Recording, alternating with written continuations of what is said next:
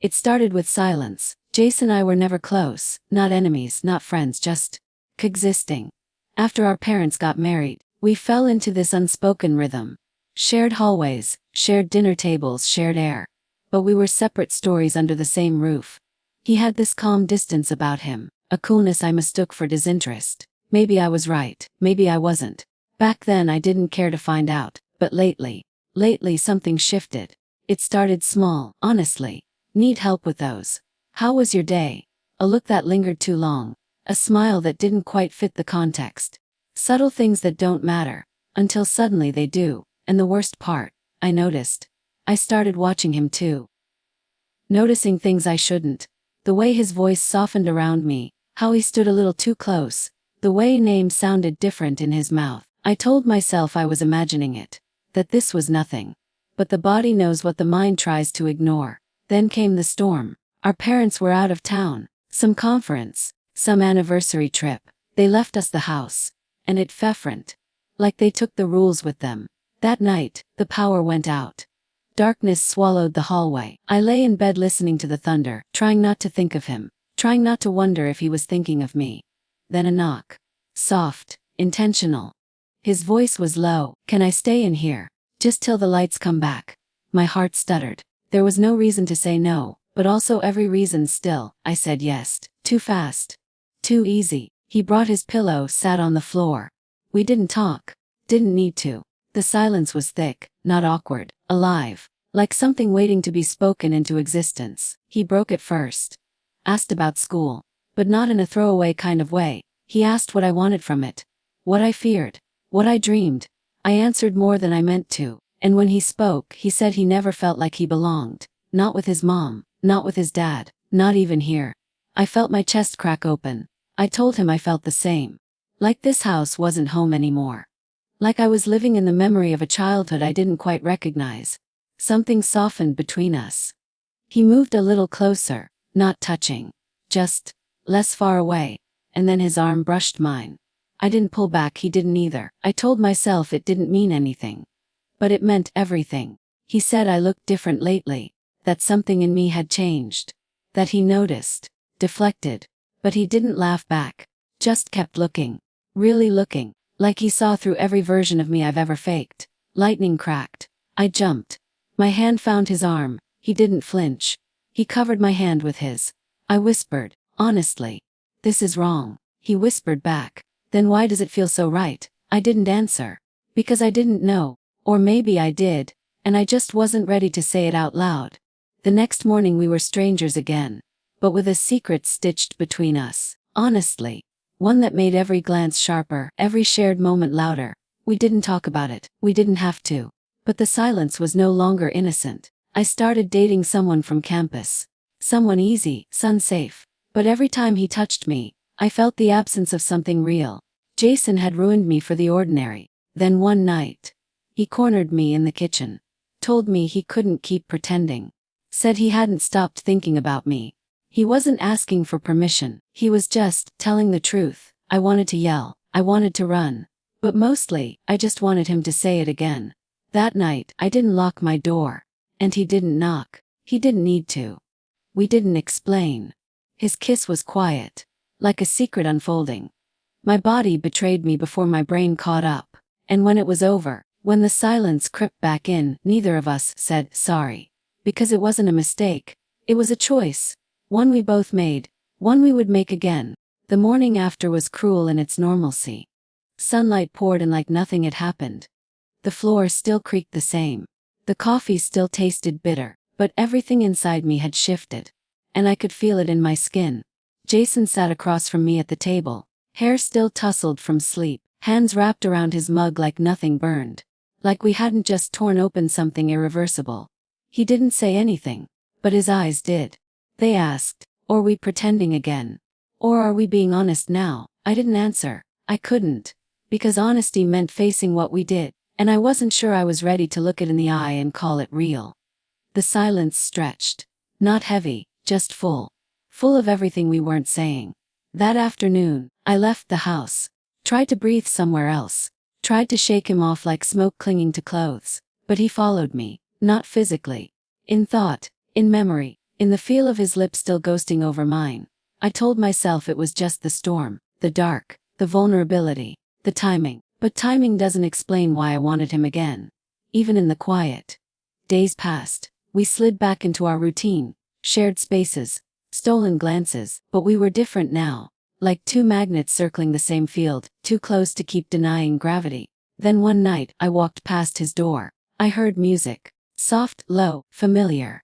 I stopped, listened. My hand hovered over the doorknob like it had its own pulse, and that it opened. He stood there, barefoot, quiet. "You okay?" he asked. "No, not even close." But I nodded. He stepped aside. I walked in. Again we didn't talk. We just sat there, both pretending we were stronger than we were. He reached for a book, started reading aloud. His voice was slow, steady. Something about loss, about longing. I didn't hear the words, just the weight behind them. I closed my eyes, leaned my head on his shoulder. We stayed like that for what felt like hours. I should have gotten up. Should have left. Should have said, "This can't happen again." But instead, I whispered, "Do you think we'll regret this?" He said nothing for a while. "Thing. I don't regret you." It cracked something in me. That sentence. Like he wasn't just holding on to what we had. He was holding me. When his lips found mine again, it wasn't rushed. It was deliberate. Like he was memorizing something he knew he wasn't supposed to keep. And I let him. God, I let him. Afterward, we lay there, not touching, just existing, side by side in the aftermath. I asked, "What happens when they find out?" He didn't hesitate. "Then we deal with it." A simple, like it was just another mess to clean up. But it wasn't simple, it never had been. Because this wasn't a fling. It wasn't rebellion. It wasn't a mistake. It was us. Whatever, honest, was. We weren't step-siblings in that room. We weren't labels. We were just two broken people who somehow made sense together, honestly. And that terrified me more than anything. Because if this was real, then everything was about to change. Honestly. We thought we were careful. We weren't. It was little things, really. The way I lingered near the kitchen too long when he was there. Honestly. The way his eyes found mine across the room and didn't look away fast enough. The shift in our laughter. Too soft, too inside. The air between us humming with something unspoken, but not unnoticeable. It was my mother who said it first. Not directly. She never said much directly. We were clearing plates from dinner. Jason and I reached for the same fork. Our hands touched. I didn't pull away quickly enough. She watched. Just a flicker in her eyes. Not shock, not anger. Just knowing. Later, she said, "You two seem close lately." That was all. But it landed like a warning. Jason looked up from his book across the room, and I felt my stomach twist. We'd been caught in a glance again. Just a moment. But she saw it. We said nothing, but silence is only safe when it's empty. Ours was full of all the things we weren't saying. That night, I stayed in my room. Door locked. Curtains drawn. Breath caught in my chest. I couldn't do this. Couldn't keep balancing on the edge of what if. I needed space. Time. Distance from him. From this. So I left the next morning. I told them I had a friend going out of town. Needed help with a project. A lie, but barely. What I really needed was air. Somewhere his name didn't echo in every wall. Jason didn't stop me, didn't ask where. Just watched me pack. "Quiet," he said. "Call me when you get there." Like we were normal. Like we were safe. I didn't call. The silence between us stretched for days. I stayed with an old classmate. Someone who talked too much and asked too little. It helped at first. The noise. The distractions. But at night, I still felt it. That pull, honestly. I replayed his voice in my head. The way he'd said my name like it belonged to him. The way his fingers had memorized the shape of my spine like they were tracing history. Honestly, I tried to forget. But the truth is, you don't forget a person who saw you clearly. You don't forget someone who made you feel less lost. On the fourth day, he texted, "I know why you left. But I need you to know I meant every second. I'm not sorry." I stared at the screen for what felt like hours, typed, deleted, typed again. Finally, honestly, "I miss you. But I don't know how to live with this." He didn't reply. Not then. I came home 2 days later. The house was quiet. My parents were out. Jason was in the living room, hood up, headphones in. But his eyes found me before I could look away. I walked past him, heart pounding, up the stairs, into my room. Then, a knock. Just like that first night. He stepped inside, closed the door behind him, said nothing. He didn't have to. I said, This can't keep happening. He nodded, but didn't leave. Then he asked, do you want it to stop? Silence. He stepped closer, honestly, and in that space between heartbeats, I broke. I don't want you, I whispered. But I do. That's all it took. The kiss was different this time. Not careful, not hesitant, desperate. Like we were both trying to hold on to something that was already slipping. After, we lay tangled on my bed, bodies barely touching, but everything else too close. He said, I don't care what anyone thinks. We aren't blood. We aren't wrong. But I didn't answer. Because the truth is, sometimes the lines we cross aren't about blood or law or rules, honestly. Sometimes they're about the stories we tell ourselves. And the ones we're terrified might be true. Like maybe I'll never feel this way about anyone else. And maybe that's the real problem. It didn't last. The pretending, the hiding, the fragile bubble we kept inflating with silence and stolen touches. It had to pop eventually. We knew that. We just didn't know when. Turns out, it was a Thursday. Quiet, ordinary. I was in the kitchen, headphones in, sleeves rolled, doing something stupidly mundane. Scrubbing a pan. Jason came up behind me, hand grazing my lower back as he reached for a glass. It was nothing. A second. Barely a breath. But my mother saw it. She walked in just in time. Froze at the doorway. And something in her face changed. Not shock. Not anger. Recognition. She didn't say a word. Just turned. Walked out. And that was somehow worse. Jason and I didn't speak. He left the room slowly. And I just stood there, water running, pan in my hand, waiting for the world to shift. It did. Later that night she called me into the den. Just her. No dad. No Jason. She asked if I wanted tea. I said no. She made it anyway. And then, without looking at me, she said, you know, when I married his father I thought the hard part would be blending the family. Getting you two to be civil. Get along.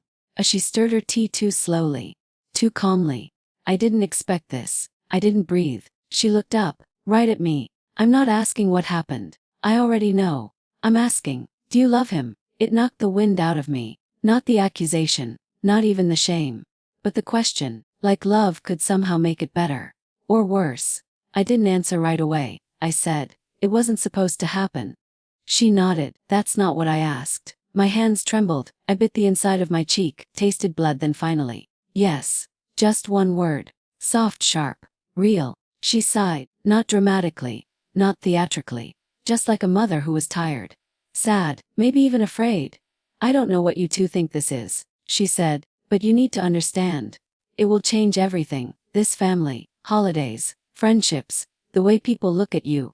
You're not kids, but you're not in your own world either. I nodded. Because I already knew. I'd been feeling that weight for weeks.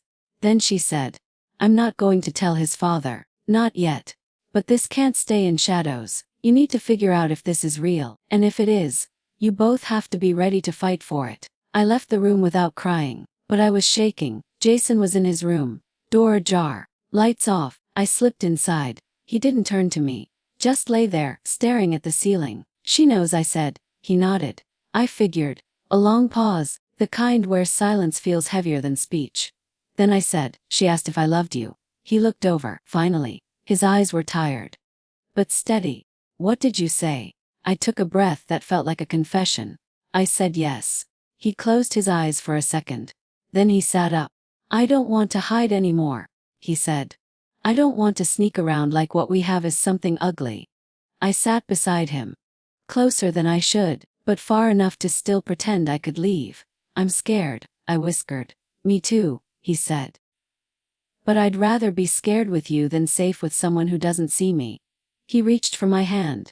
And I didn't pull away. That night, we didn't kiss, we didn't undress. We just existed, side by side, quiet, honest, because some nights aren't about burning. Some nights are about staying. And staying is the bravest thing of all.